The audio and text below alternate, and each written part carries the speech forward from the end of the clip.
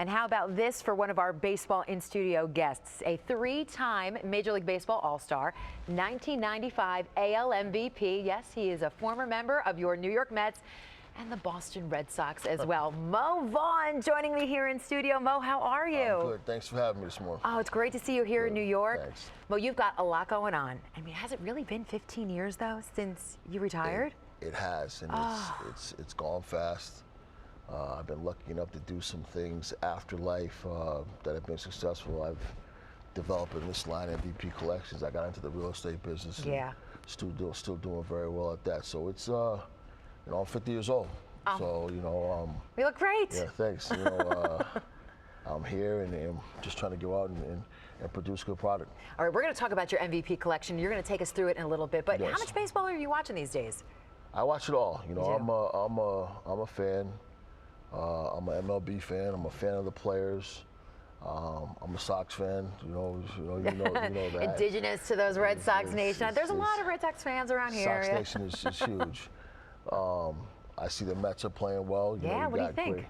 Listen, you know, you get off to a great start like that. You know, new manager, things are happening, guys come together. That's how things form. Right. You know what I mean? That's how things get going. So. I'm glad to see the Mets playing well also. Yeah. Well, you mentioned the Red Sox, and of course Yankees fans don't want to hear this. They're off to a pretty darn good start too. What do you think of a hitter like JD Martinez, somebody who has the big bat like you? Listen, he's been a tremendous addition. The main thing is getting in there, you know, coming from Arizona and then coming over to Massachusetts, Boston. It's not an easy place to play. So he's really done well, transformed, and it's helping the team. So I'm excited about the Sox start. Back to the Mets, though. You hit one of the most memorable home runs back in 2002. What do you remember about that home run where it hit the bud sign? I don't really know if I remember that as much as how loud it was, the sound. And that's like perfect contact, perfect angle, perfect velocity. It takes a lot, you know. He supplies a lot of the power to the pitcher, so you know, just one of those things that went well. There, the one good thing I did okay when I played in New York. No, it's a short time, but fans, everyone was saying around here, oh yeah, Mets. You know, Mo Vaughn's here. Right. Who do you still keep in touch with? Any guys you played with? Frank Thomas is a great friend of mine. Kevin Mitchell, some guys I played with. John Vaughn, I went to school with over at Seton Hall. Kevin Morton, I went to school with over at Seton Hall. Just a lot of guys in my, you know, I contact my college coach Nick Bonus all the time. You know, so yeah, you know, it's those integral people in your life. You know, you keep in touch with. All right, let's talk about your post-playing life, because you've had some business career. What inspired you to get involved in so many business ventures, from real estate to clothing? I just always knew at one point in time you weren't going to be an athlete, and you're going to retire young. Of course, I wanted to play like, you know, Jeff Bagwell's a great friend of mine. You know, I played college ball with Craig Biggio. These guys played 18, 20 years. Frank played 20 years. So I wanted to do that, but I wound up only playing 12.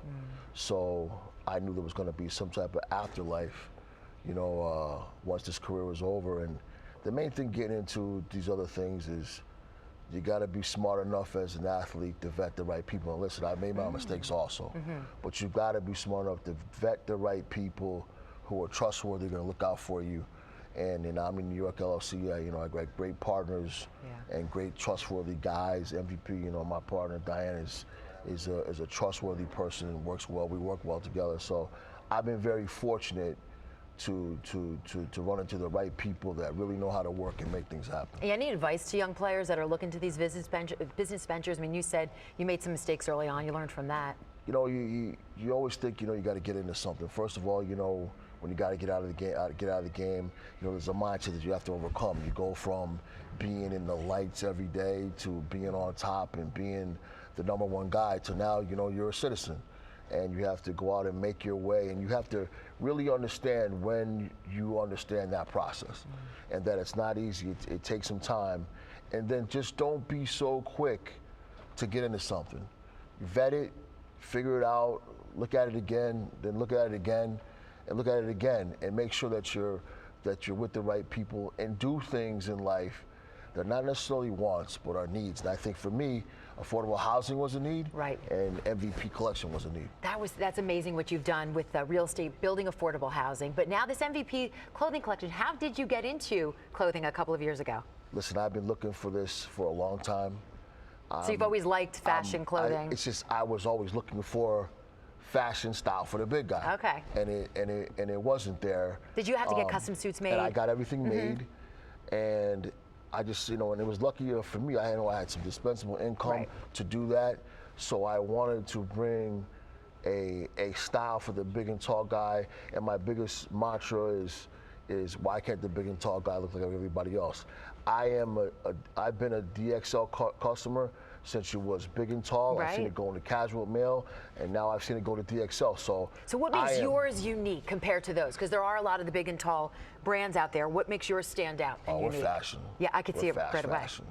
We are cutting edge trend. We're made in America, #1.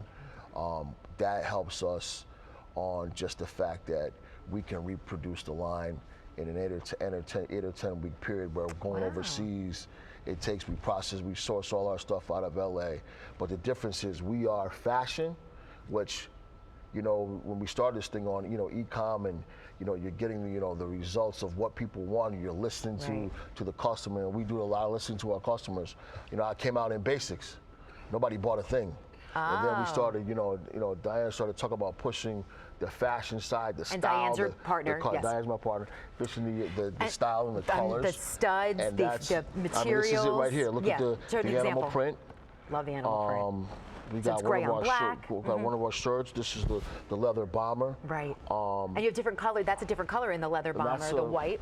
The leather bomber and the white is kind of like the same thing of what I got on right here. And Mo, people can get this is online. This is e-commerce. You can get it at mvpcollections.com. Okay. We're also in 50 DXL stores. Oh, you are? So, you can go and see that. And the main thing with, also being made in America is I didn't want to bring any type,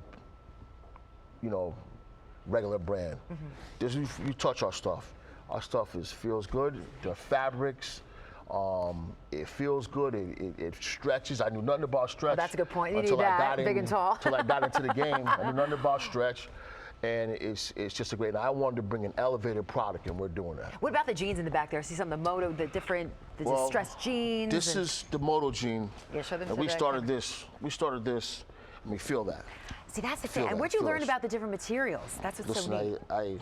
This is I had to be coached. That's the thing. But it looks so expensive. What's the price point? Price point, $129 on a jean. You know what I mean? Really good price. So, awesome. And the moto jean, again, like this, was our first product, and this thing is continuing to sell. So we're making this. A lot of big and tall guys, the different patterns. We're making that's what's different. In many, many different colors. I mean, this is the first thing we came out with, and it's still rocking right now. So you kind of come out with it in your next collection. Keep coming with it. We got camouflage here, that we're doing. Can't go wrong with camo. Can't go wrong with the camouflage. Oh, yeah.